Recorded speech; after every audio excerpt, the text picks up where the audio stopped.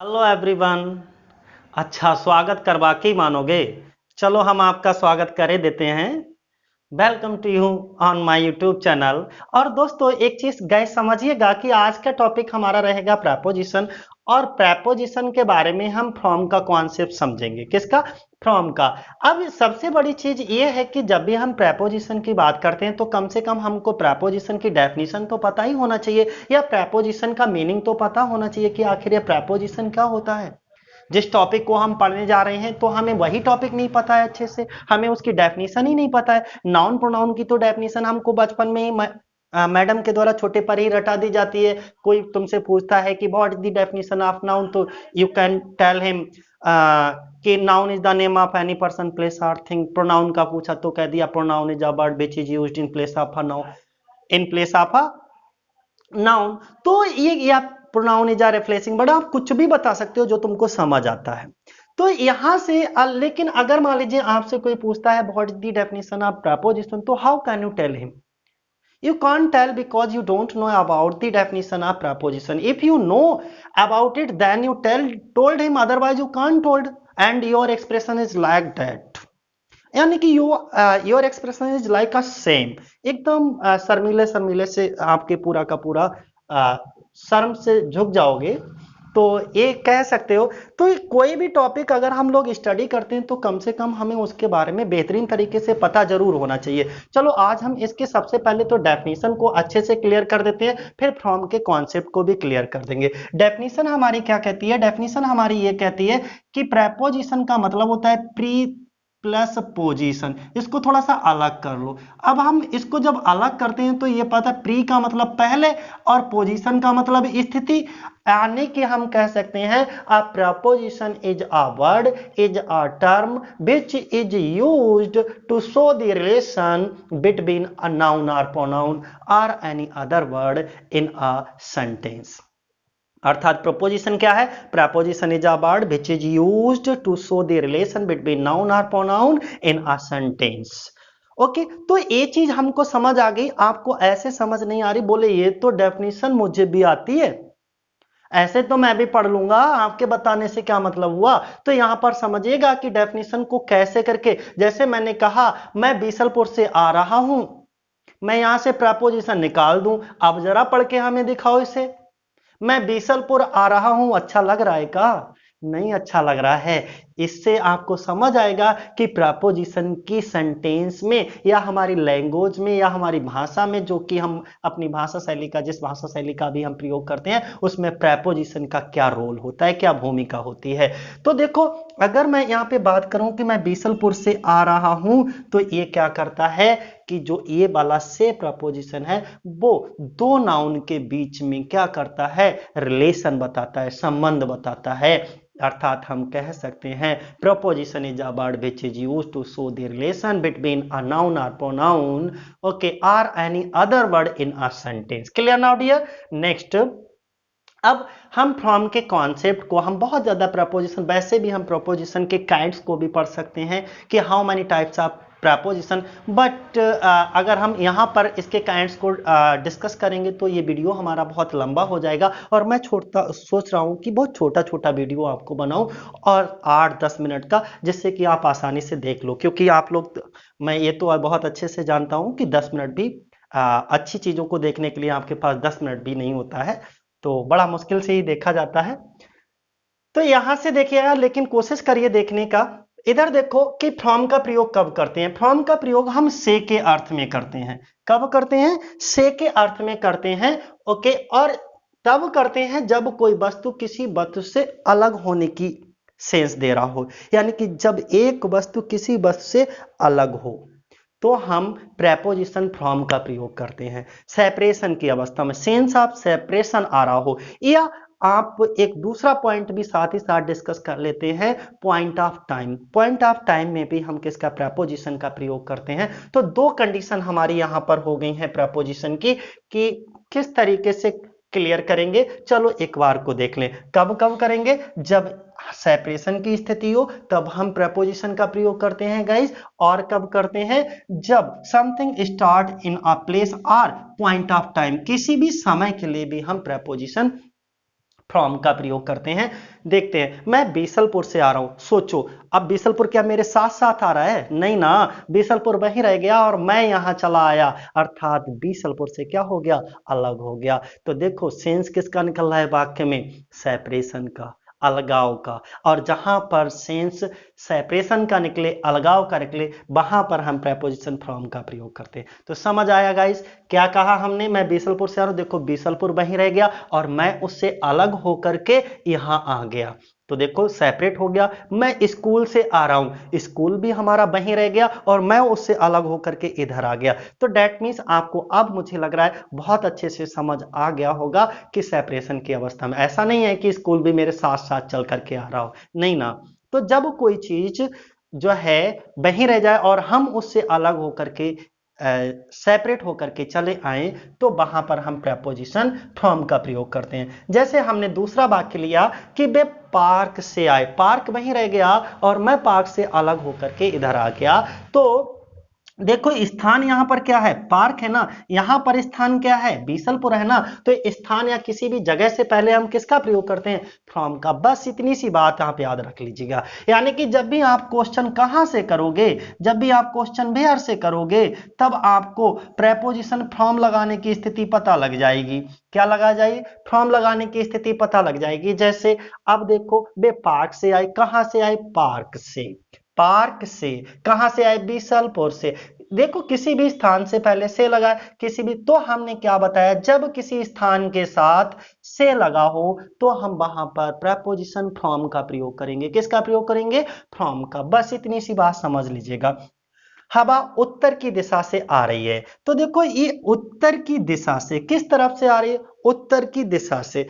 अब ये दिशा क्या है? हमारा डायरेक्शन है ना, कोई जगह ही तो है। किस तरफ से आ रही है, किस ओर से आ रही है, किस दिशा से आ रही है, हम कुछ भी कह लें। जैसे हमने आप ये सोच करके, यार किस तरफ से आ रहे हो तुम, तो आप क्या कहते हो? कहीं नहीं यार, मैं इस तरफ से गया था। यानी कि कोई ना कोई तो स्थिति बताते हो, किसी ना किसी तो स्थान का जिक्र करते हो। सेम टू सेम दिशा, हमने क्या बताया? जब भी हम दिशा को, डायरेक्शन को बताते हैं, तो भी कोई ना कोई चीज, कोई ना कोई स्थान को इंडिकेट जरूर कर रहे होते। किस ओर से? तो उत्तर की दिशा से। यानी कि the wind is coming from the north. अब समझ आ गया? से के अर्थ में यहां पर भी हम किसका प्रयोग करेंगे? ऐसे समझ लो चाहो तो, दिशाओं के साथ में अगर से लगा हो, किसी भी डायरेक्शन के नाम से पहले अगर से आए, उनके साथ में से लगा हो, तो भी हम प्रेपोजिशन फ्रॉम का प्रयोग करते हैं। आप कहां से हो? हम बरेली से हैं। We are from Bareilly. देखो बरेली भी हमारा क्या है? स्थान ही तो है। और स्थान के साथ क्या लगा? से। तो हम क्या लगाएंगे? Preposition from. यानी कि जब भी किसी भी स्थान के साथ प्रेपोजिशन से लगा हो, तो हम से लगा हो, तो हम उस स्थान से पहले प्रेपोजिशन फ्रॉम का प्रयोग कर लेते हैं। जैसे हमने कहा we will go to Bareilly college from 1 July. अब देखो एक पॉइंट ऑफ टाइम है और हमने क्या अभी अभी बताया था कि दोनों को साथ साथ डिस्कस करेंगे। एक स्थान को डिस्कस करेंगे और दूसरे हम पॉइंट ऑफ टाइम को डिस्कस करेंगे। तो यहां पर ये क्या है? हमारा पॉइंट ऑफ टाइम है। और जब ये पॉइंट ऑफ टाइम है तो हमने क्या बताया? पॉइंट ऑफ टाइम के साथ भी हम प्रेपोजिशन किसका प्रयोग करते हैं? फ्रॉम का प्रयोग करते हैं। किसका प्रयोग करते हैं? फ्रॉम का प्रयोग। पॉइंट ऑफ टाइम का मतलब होता है निश्चित समय, कोई ओके। और ये हमारा क्या है? 1 जुलाई एक निश्चित समय है, तो इसीलिए हम यहां पर भी किसका प्रयोग करेंगे? फ्रॉम। अब देखो वह कक्षा से अनुपस्थित था। जगह का नाम है, हमने कहा किसी भी जगह से, जगह के साथ में से लगा हो तो प्रपोजिशन हमेशा फ्रॉम आएगा। कुछ भी कर लीजिए, बहुत अच्छा कॉन्सेप्ट है। ओके, यानी कि अलग होने की स्थिति में। अब देखो वह कक्षा से अब्सेंट था, उस समय प्रेजेंट थोड़ा ना था, कक्षा कहीं थी, वो कहीं था, तो हम किसका प्रयोग करेंगे? यहां पर भी हम प्रेपोजिशन फ्रॉम का प्रयोग करेंगे। अगला अगर हम डिस्कस करें आपसे नेक्स्ट सेंटेंस, जैसे मैंने कहा आम पेड़ से गिर गया। अब देखो पेड़ ऊपर डाली पे आम लगा होगा, जब डाली पे लगा होगा तो जो आम है ना वो डाली से अलग हो गया, और जैसे ही जब वो आम डाली से अलग हुआ तो हमने किसका प्रयोग कर लिया? कहां से अलग हुआ? पेड़ से। कहां से अलग हुआ? पेड़ से। किस जगह से अलग हुआ? पेड़ पर लगा था वहां से अलग हो गया। तो हमने क्या बताया? किसी भी जगह से कोई चीज अलग हो जाए, सेपरेशन हो जाए, सेपरेट हो जाए, ओके, तो हम वहां पर किसका प्रेपोजिशन, ठीक है, तो हमने क्या बताया? अलग होने की स्थिति में प्रेपोजिशन फ्रॉम। अच्छा, तो अब टू का प्रयोग कब करते हैं हम तुम्हें बताएंगे। सबका मतलब, जैसे विद है, बाई है, फ्रॉम है, टू है, सिंस है, फॉर है, इन सब का मतलब से होता है।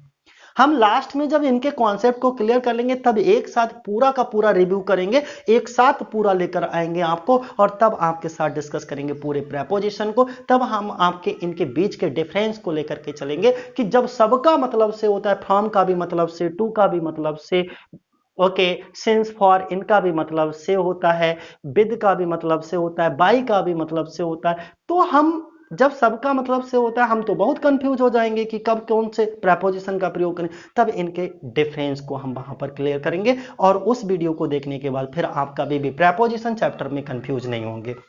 तो इतना क्लियर हुआ। दूसरा, मैं जेब से मोबाइल निकालूंगा। मैं जेब से मोबाइल निकालूंगा, तो देखो जब भी हम जेब से मोबाइल को निकालेंगे तो इस मोबाइल को अपने जेब से क्या कर देंगे? सेपरेट कर देंगे। हमने क्या बताया? जब भी कोई सेपरेशन की अवस्था हो हम किसका प्रयोग करेंगे? किसका प्रयोग करेंगे? फ्रॉम का। तो देखो आप निकाल करके देख लो, जेब आपकी वहीं रह जाएगी और आपका मोबाइल अलग होकर के आपके हाथ में आ जाएगा। अर्थात जब भी आप निकालोगे तो I will take out mobile from the pocket.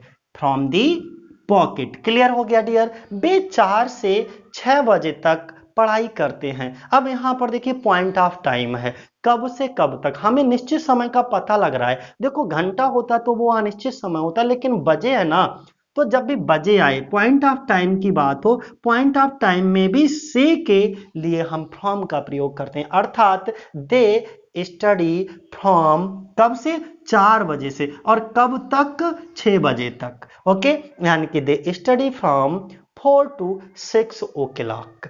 अगला हम बात करेंगे एक से सॉरी, मैं 1 से 10 तक गिनूंगा। मैं 1 से 10 तक गिनूंगा। देखो एक ही पॉइंट ऑफ टाइम है, मैं कहां से गिनूंगा? तो मैं निश्चित बता रहा हूं 1 से गिनूंगा, और कहां तक गिनूंगा? तो देखो ये हमारा क्या है? पॉइंट है एक। ओके, एक निश्चित जगह है कहां से गिनने की। तो देखिएगा, I will count from 1 to 10।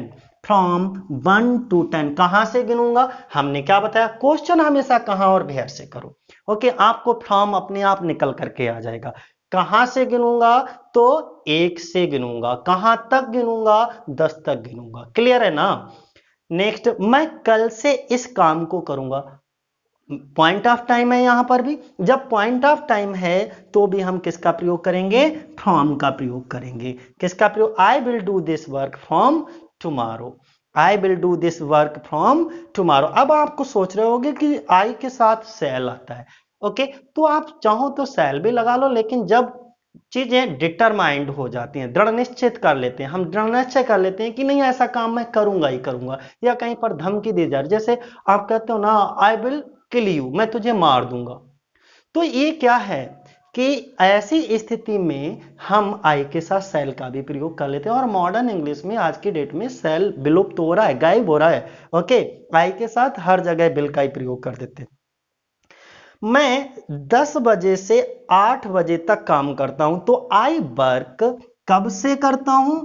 ये पॉइंट ऑफ टाइम है। तो 2 पॉइंट हमने बताए आज। ओके, फ्रॉम के 2-3 पॉइंट और बचे हैं, वो भी हम अगले वीडियो में डिस्कस करेंगे। फिलहाल अब आपको इतना समझ आ गया ना कि जैसे कभी कभी तुमने लेटर, पत्र लिखते हैं ना हम लोग, तो जब भी हम लिखते हैं पत्र, एक तरफ लिखते हैं टू और दूसरी तरफ लिखते हैं फ्रॉम। तो टू हम कब लिखते हैं? उसके लिए जिसको भेजते हैं, यानी कि टू का प्रयोग हम तब करते हैं जब जुड़ने जा रहे हो। जैसे जब किसी चीज से, देखो टू और फ्रॉम दोनों के अपोजिट हैं। टू और फ्रॉम दोनों के क्या है? अपोजिट है। टू, प्रेपोजिशन टू का प्रयोग हम वहां पर करते हैं जहां पर हम जुड़ने जा रहे हो, और फ्रॉम, प्रेपोजिशन फ्रॉम का प्रयोग हम वहां पर करते हैं जहां पर अलग हो रहे हो। जैसे मैं स्कूल को या मैं स्कूल जाऊंगा। मैं स्कूल जाऊंगा, आई शैल गो टू स्कूल, तो गो टू मैं बरेली जाऊंगा तो I will go to Bareilly. आप कुछ भी करिए, जब भी आप जुड़ोगे किसी से, अब देखो मैं जब स्कूल जाऊंगा या बरेली जाऊंगा तो बरेली से जाकर के जुड़ जाऊंगा ना। अब टू दी प्रिंसिपल, आप पत्र में लिखते हो ना टू दी प्रिंसिपल, तो किसके लिए? वो पत्र आप कहां जा रहा है ना, प्रिंसिपल के पास जा रहा है, अर्थात वो पत्र आपका जाकर के प्रिंसिपल से जुड़ जाएगा। अब फ्रॉम, अंत में लिखते हो फ्रॉम, अपना नाम एड्रेस सब डाल देते हो ना। तो जब फ्रॉम लिखते हो इसका मतलब से, ये पत्र किसके द्वारा लिखा गया? तो तुमसे लिखा गया। अब तुमसे लिखा गया, तुमसे तो अलग हो गया, यानी कि तुमसे अलग होकर के प्रिंसिपल से जुड़ जाएगा। तो इसीलिए हम जब कोई सेपरेशन की अवस्था होती है तो फ्रॉम, और जुड़ने की स्थिति होती है तो टू। इनके डिफरेंस को एक बार पूरा डिस्कस करेंगे दोस्तों, तो डोंट वरी। जय हिंद, जय भारत।